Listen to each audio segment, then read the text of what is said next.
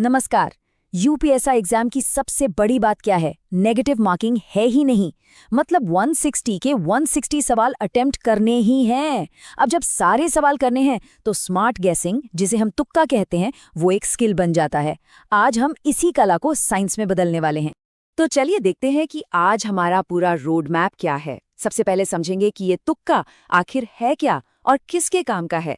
फिर देखेंगे एग्जाम का मास्टर प्लान, एलिमिनेशन का साइंस क्या कहता है वो जानेंगे। और हाँ, स्मार्ट तुक्का लगाने की 4 जबरदस्त ट्रिक्स भी हैं। फिर सबसे बड़ा दांव, ऑप्शन एनालिसिस। और आखिर में इस पूरी स्ट्रैटेजी का असली टेस्ट कहाँ होगा, इस पर भी बात करेंगे। तो सबसे पहले ग्राउंड वर्क तैयार करते हैं, कुछ बुनियादी नियम समझ लेते हैं। देखिए, ये जो स्ट्रैटेजी है ना, ये सबके लिए नहीं है और इसे सही से समझना बहुत जरूरी है। एक बात साफ समझ लीजिए, हम यहाँ आंख बंद करके जय माता दी करने की बात नहीं कर रहे हैं। नहीं, हम बात कर रहे हैं एक सोची समझी कैलकुलेटेड स्ट्रैटेजी की। यही वो चीज़ है जो टॉपर्स को बाकी लोगों से अलग करती है। एक तरफ है प्योर लक और दूसरी तरफ है प्लान्ड एडवांटेज। हमें दूसरे रास्ते पर चलना है। हाँ, तो सबसे क्रूशल बात, ये स्ट्रैटेजी सिर्फ और सिर्फ उनके लिए है जिनकी तैयारी कह सकते हैं 70% तक हो चुकी है। ये आपकी मेहनत का शॉर्टकट नहीं है, बल्कि आपकी मेहनत को और धार देने का एक तरीका है। अगर बेस मजबूत है तभी ये ट्रिक्स काम करेंगी और स्कोर को बूस्ट करेंगी। अच्छा, तो अब आते हैं एग्जाम के मास्टर प्लान पर।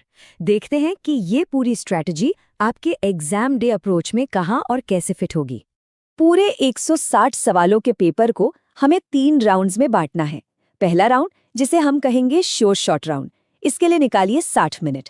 इसमें पेपर का 65 से 70% हिस्सा, यानी वो सवाल जो देखते ही आते हैं, वो कर डालने हैं। फिर आता है दूसरा राउंड, मीडियम लेवल राउंड, करीब 35 मिनट का।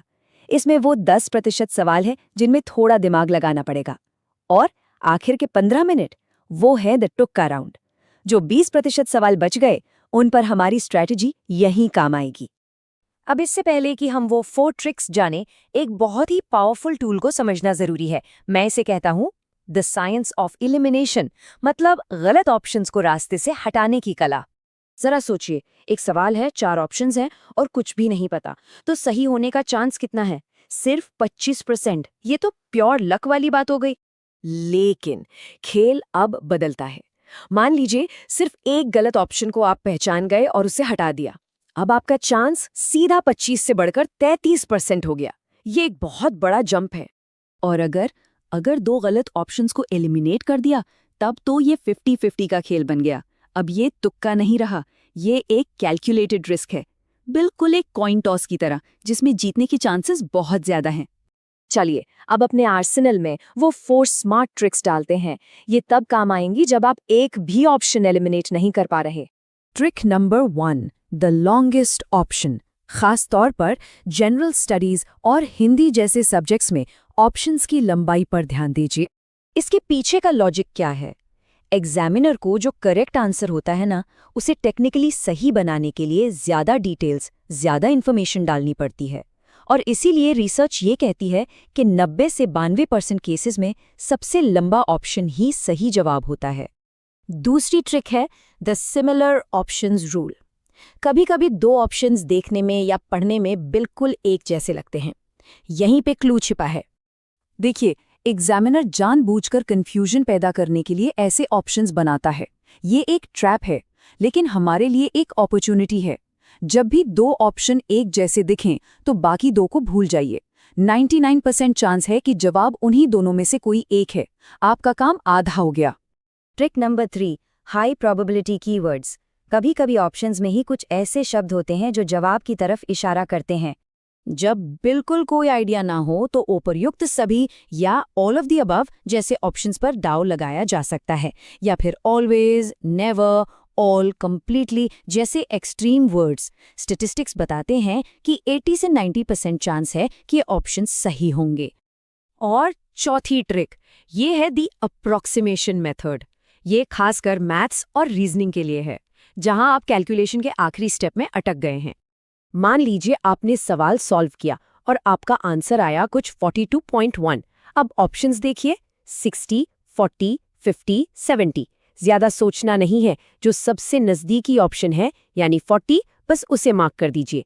चांसेस आर वही सही जवाब है। ठीक है, अब आते हैं सबसे बड़े दांव पर। ये वो मास्टर स्ट्रोक है जो तब लगाना है जब आखिर में बहुत सारे सवाल बचे हों और उनके बारे में कुछ भी जरा सा भी आइडिया ना हो। अब यहाँ रैंडम ABCD नहीं भरना है, एक काम करना है।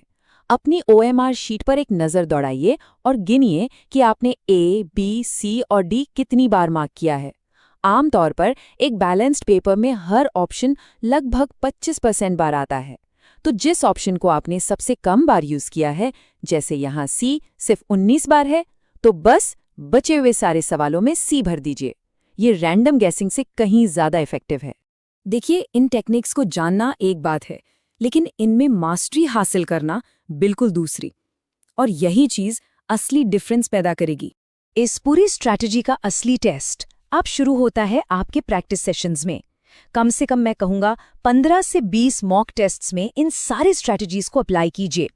अपने स्कोर में इंप्रूवमेंट को ट्रैक कीजिए।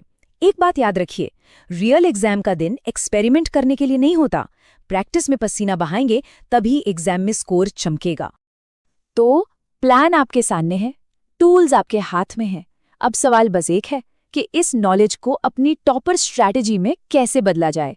इसका जवाब आपकी मेहनत और प्रैक्टिस में छिपा है।